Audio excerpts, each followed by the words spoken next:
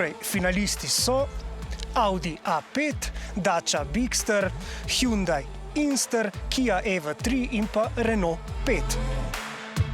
Audi A5 je zagotovo tisti model, ki nam je letos zelo prirasel k srcu. Predvsem zaradi voznih lastnosti, ki res pomenijo še stopničko više.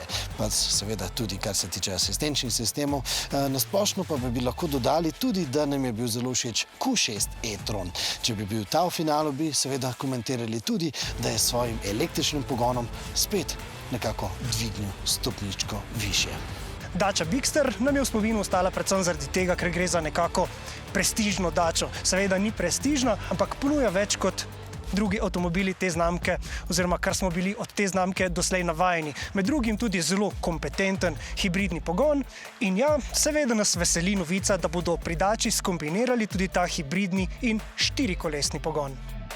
Naslednji na spisku je Hyundai Inster, eden zagotovo najbolj kompetentnih, najbolj popolnih avtomobilov najmanjšega razreda. Ampak ta popolnost na nek način sovpada tudi z nekoliko višjo ceno. In na vidiku so že novi tekmeci, ki bodo vso to kakovost, to popolnost skušali ponuditi na nekoliko cenejši način.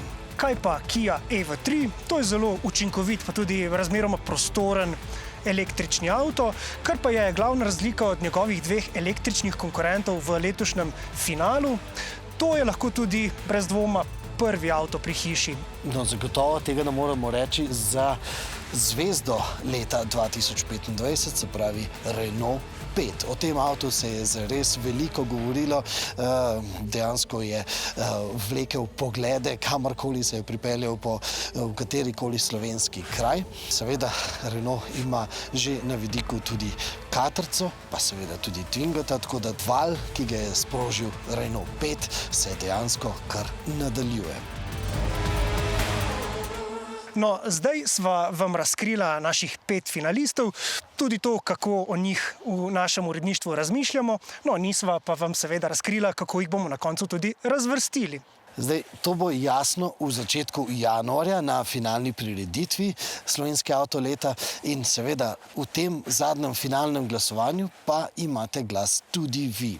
In zdaj predlagam, da stisnete pauzo na vašem televizorju, z vašim mobilnim telefonom poskenirate QR kodo na zaslonu in ta vas bo odpeljala na glasovnico, kjer boste oddali svoj glas in se seveda tudi s tem vašim glasom potegovali za zanimive potovalne nagrade.